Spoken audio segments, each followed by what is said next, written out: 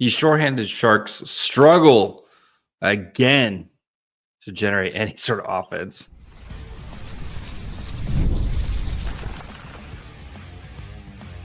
You're Locked On Sharks, your daily podcast on the San Jose Sharks, part of the Locked On Podcast Network, your team every day.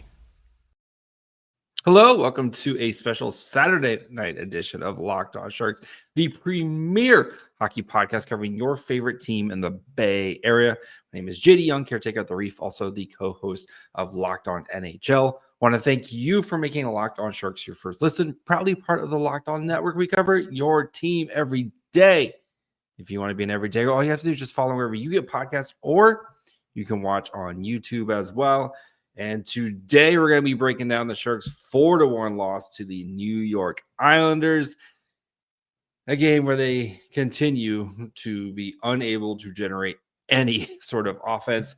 So we're looking at kind of shorthanded Sharks, especially without Tyler Toffoli tonight, how this team has just struggled to generate offense.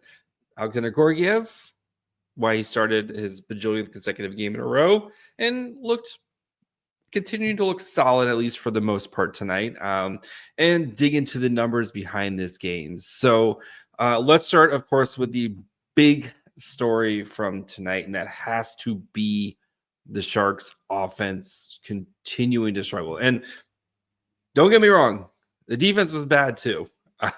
Like, plenty of terrible plays from the defense, but we've come to expect that. The Sharks tonight really showed right now they just don't have a middle class of forwards right now, of forward options that can score, right? The Sharks have like 3.5 top line players.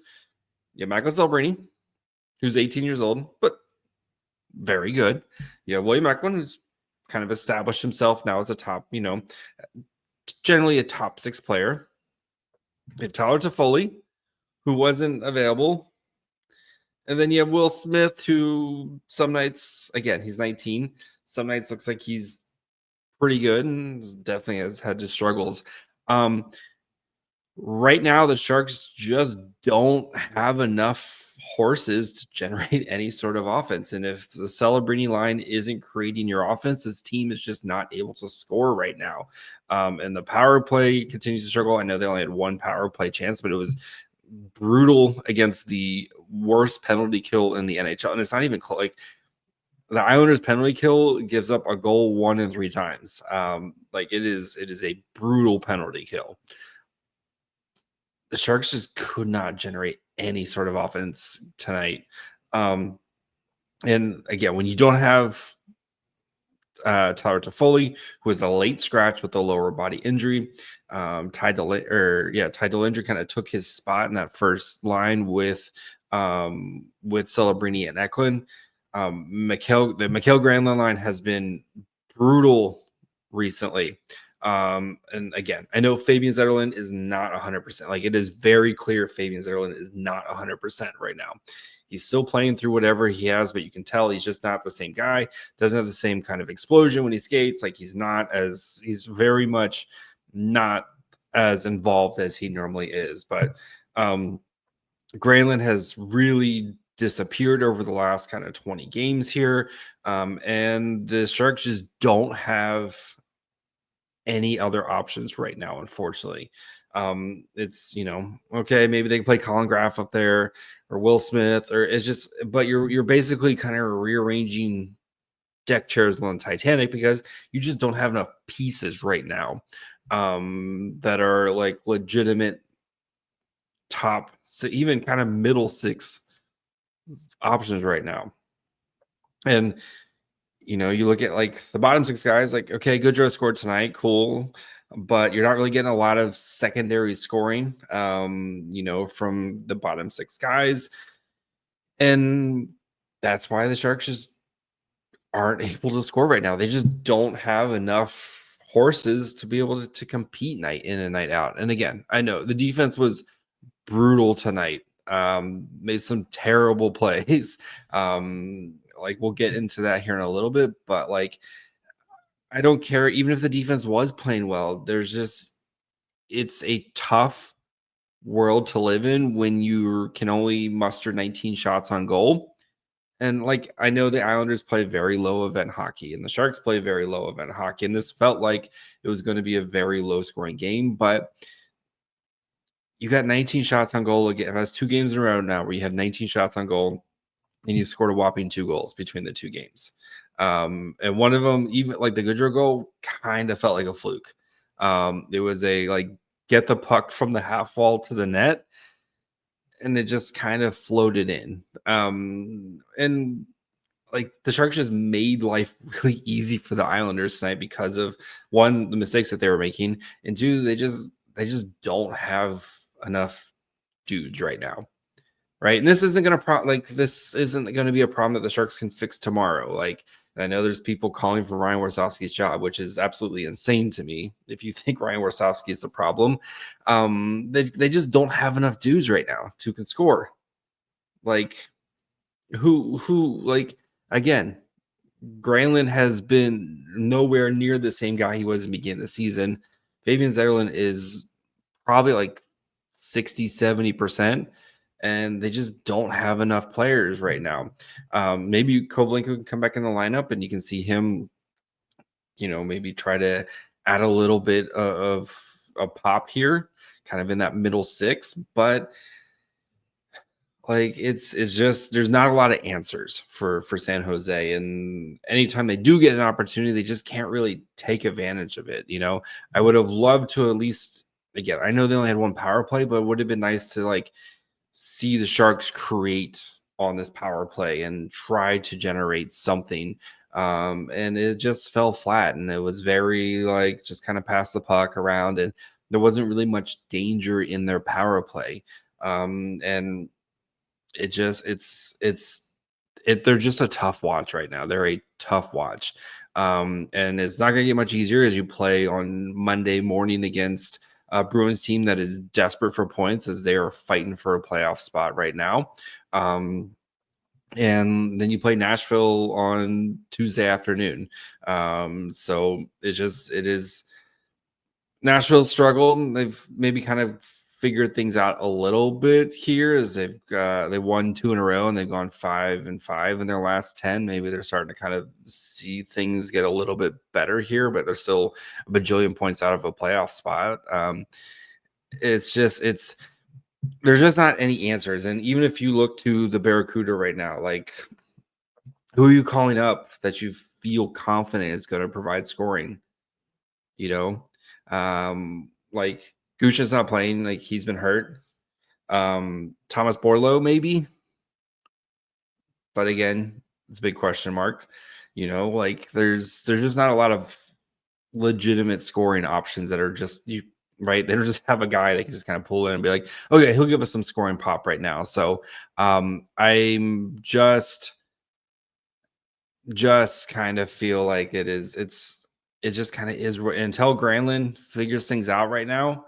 I think this team is just going to continue to struggle to score because they just don't have a second line option, or maybe like Wenberg can get on a roll here. But like the Sharks, they need to find another line that can at least create offense at the moment, and they just don't have an answer right now. So we'll dig into the goaltending, which was as Alexandar Gorgiev got another start. We'll talk about why Askarov didn't play. Gorgiev, who, again, maybe at the end there, things kind of came off the wheels a little bit, but I still think he's played pretty well recently. So we'll talk about that.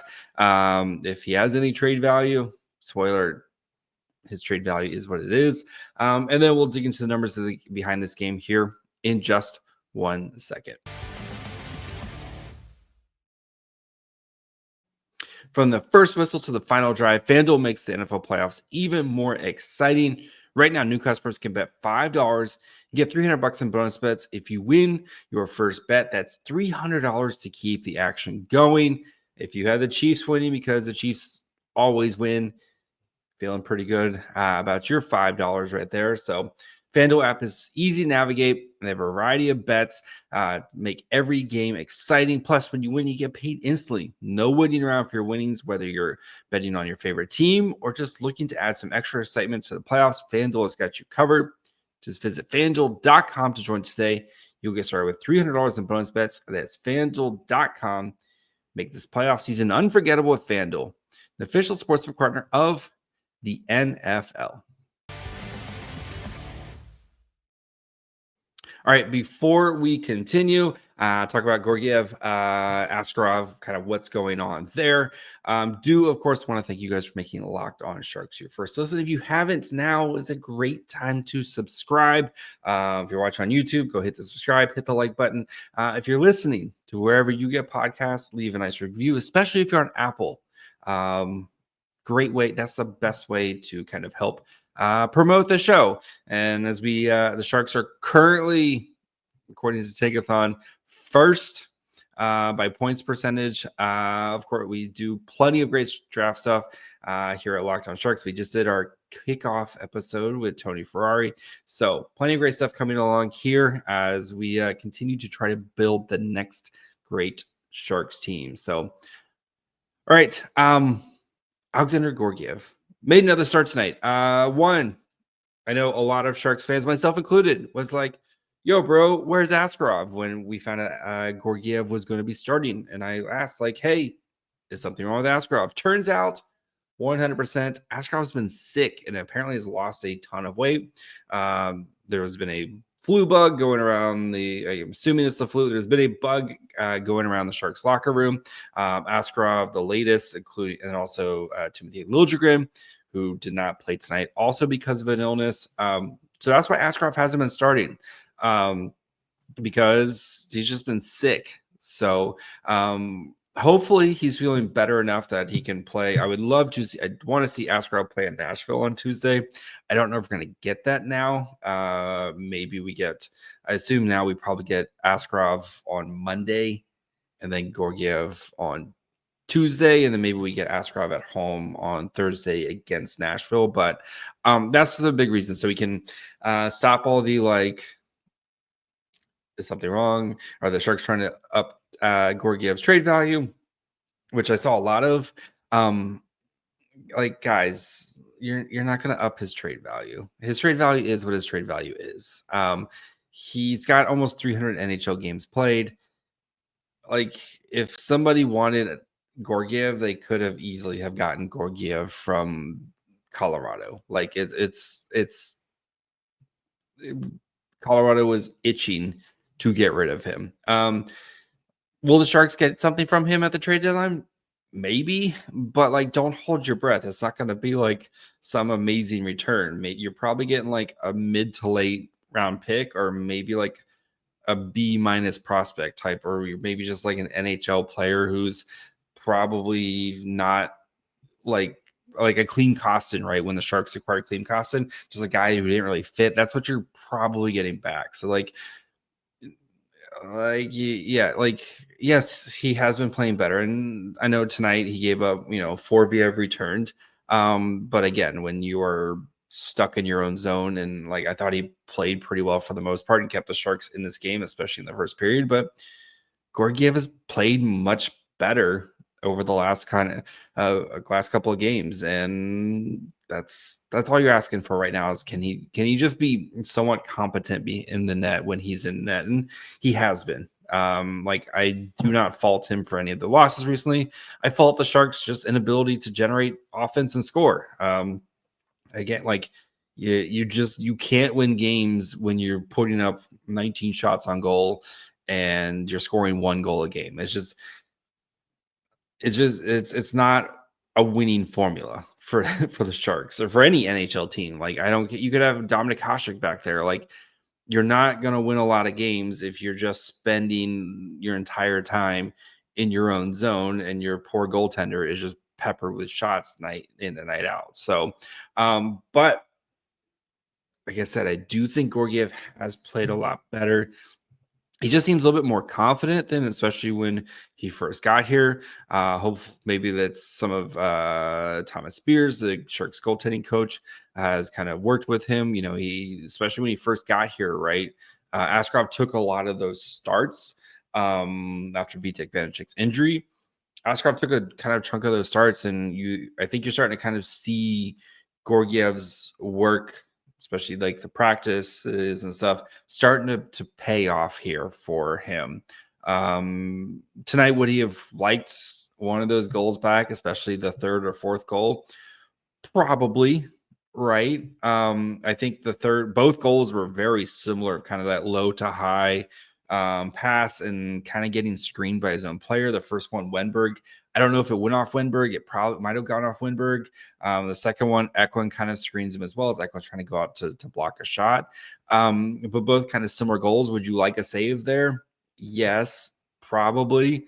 Would you also like more than one goal for run support? Yeah, probably as well. So I'm not going to fault him for his for the Sharks losing tonight. I thought he's been playing well for the most part, and it's just he's just not getting a lot of help from his team right now, as they just can't generate offense at the moment. So Gorgiev, though, tonight, he saved, sorry, pulling it up right now. So again, not the prettiest of numbers, 27 saves on 31 shots, 4 goals against, expected goals against was 3.6. So, okay, like pretty similar. This is kind of his first negative expected goals against game in the past 3 games. 871 save percentage, 4 of 6 on high danger, 10 of 10 on mid danger, and 9 of 11 on low danger shots there.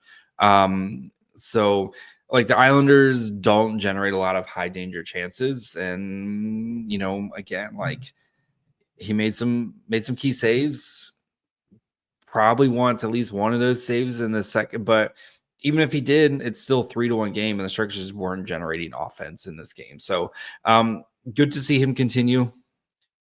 I do think my tinfoil hat conspiracy thing, I do think the Sharks are looking to still trade him at some point because why is he still? It's been weeks. The trade happened, when a month ago.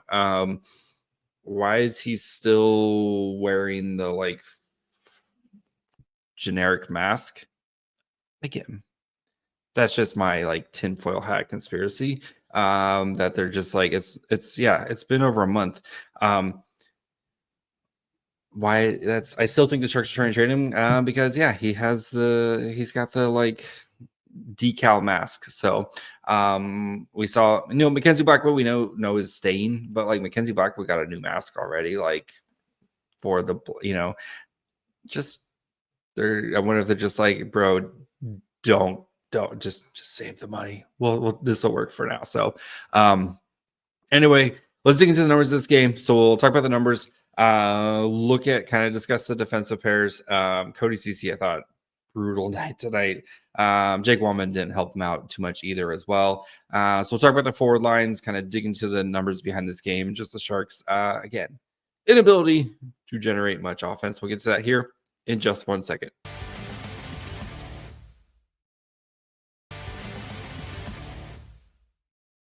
All right. And again, I want to thank you for making Locked On Sharks your first listen. When you're done with this show, go check out one of the other great shows here at the Locked On Network. You have Locked On Fantasy Hockey, help you who to start, who to sit, trade, drop, add, all that fun stuff. Or check out any of the shows here in the Bay Area. I know Locked On Niners are kind of doing their season breakdown, trying to go through the wreckage that was the Niners season. You can go check out that. I always like those, because I listened to the Locked On Dolphins one, and the Dolphins have plenty of stuff that they have to do. I always like those. It's just kind of you start to kind of build the hope again on what to do and kind of where things went wrong with. But anyway, or Locked On Giants, Locked On A's, Locked On Warriors, plenty of great stuff here at the Locked On Network. We cover your team every day.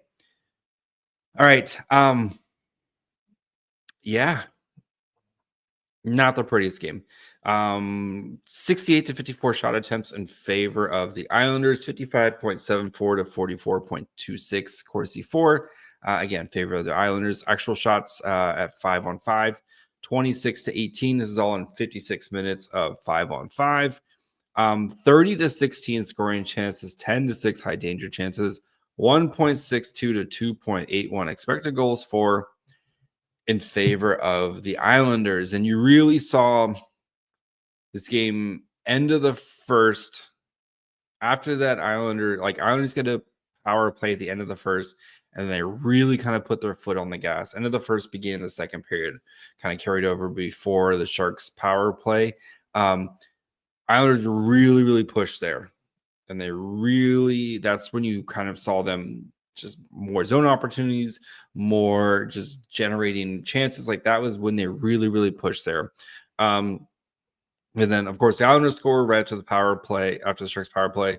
Sharks score, and the Islanders respond right away. And as we've seen many times this year, right, how often the Sharks score a goal, what's right, 3 minutes. We did the episode earlier this year, like 3 minutes is that number of like 3 minutes within the first 3 minutes after the Sharks goal, they typically give up another one. And we saw it again tonight from them. And I think, though, that goal at the end of the third, where the Sharks were kind of starting to make a little, like, some positive plays. There were, you saw a couple of good shifts, especially from the Celebrini line. Then the Islanders score with like 30 seconds left, and that was the bat. You just knew like they didn't have two more goals in them in this game, and that felt like the backbreaker for them. So the numbers, though, like throughout the periods, it's is that second period really, I think, is where the Islanders took control. 32 to 21 shot attempts at 5-on-5. 15 to 8 scoring chances, 6 to 4 high danger chances, and 1.5 to 0.78 expected goals for. I think that end of that first, beginning of the second, like I said, they really kind of took control of the game. The Sharks just didn't have an answer for them in this game.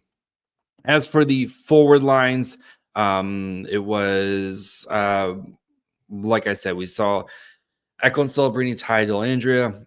They were together. They played 13-31, 17 to 20 shot attempts, and this number was really ugly kind of after the second period, but they kind of put some lipstick on the pig in the third period.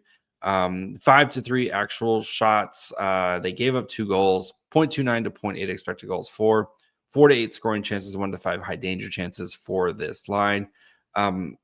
I don't think Dellandrea is a good fit on this line. It felt like you would see Echo and Celebrini, who've played together a lot, right? And Dellandrea it's not his fault, but those two guys played together. The chemistry's there. They would kind of do something, and then Dellandrea kind of gets in the way, or he's just not in the right position, and it just tough situation for Dellandrea. Oh, poor. Canucks just took a 2-0. Oh no, it's a highlight. Sorry. Is it a highlight? Anyway, I'm watching the Cuda game on the side screen. No, it was a highlight. Sorry. Anyway, but yeah, Dellandrea just in a tough spot. Not really. And again, how often has Dellandrea probably practiced with Celebrini and Eklund this year? Probably not much, to be honest. So definitely in a tough spot there, especially when you lose Toffoli late in the game or late, in warm-ups and stuff. So if Toffoli's not available, I'm curious to see what they do there to try to maybe on Monday to try to kind of generate something. So as for kind of the next lines, Zetterlund, Granlund, Will Smith played 13-12, 9 to 12 shot attempts, 5 to 6 actual shots, gave up a goal, 0.17 to 0.71 expected goals for, 3 to 6 scoring chances, 2 to 2 high danger chances. We kind of hit on this line a lot earlier, but I just think Zetterlund is just nowhere near himself right now. Granlund, I don't know what's up with Granlund, to be honest. It just does not look like the same guy right now. And Smith, I think a little bit more quieter game from Smith than what we've seen. Did a really nice pass though to Granlund that almost scored. Like, it was a pretty sick pass. But yeah, it was, quiet night from that line. Luke Cunnin, Alex Wenberg, Carl Grunstrom played 10-39, 12-15 shot attempts, 2-6 actual shots, gave up a goal, 0.8 to 0.33 expected goals, 6-4 scoring chances, 3-2 high danger chances. Yeah, I guess there's a hardworking line, did stuff. So, and then Goodrow, Nico Sturm, Colin Graff, 7-16, 8-8 shot attempts, 3-3 actual shots, had the goal, 0.07 expected goals, 4-0.12 expected goals allowed, 2-5 scoring chances, 0-0 high danger chances. I will say Colin Graff, who was not expecting to play, he was supposed to be a scratch, so he had like a normal, like super hard, if you're not going to play, if you're supposed to get scratched, you get like a harder practice in the morning, right, to kind of make up for you not playing that night. And I thought he looked solid. You see him on the forecheck. I thought he did, especially defensive. He had, like, on the penalty kill, he had a really nice shift on the penalty kill.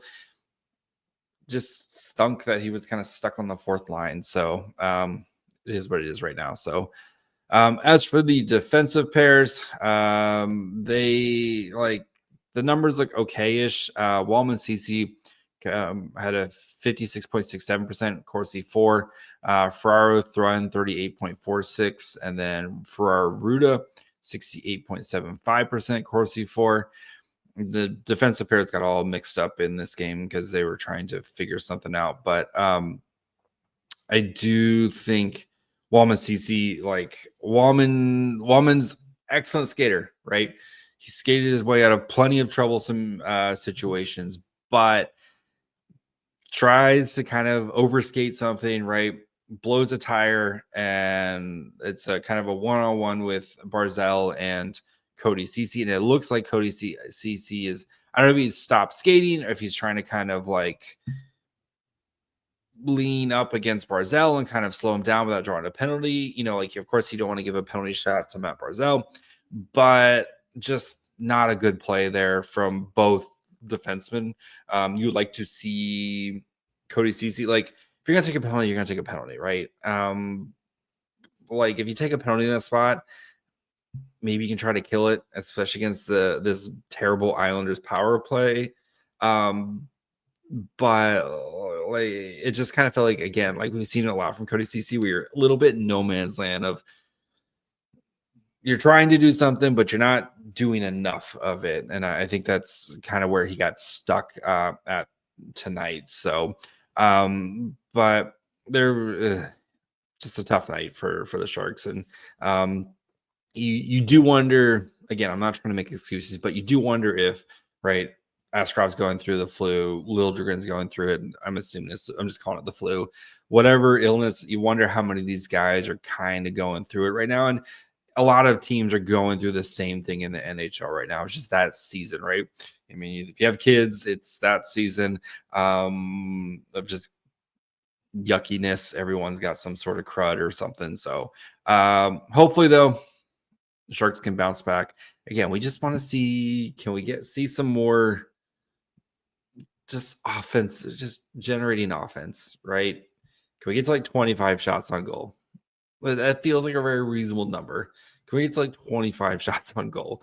Even, I'm not even asking for 30. Can we get to like 25? So we'll be back maybe tomorrow, maybe if not, working on something. We'll be back maybe tomorrow. If not, for sure, 100%.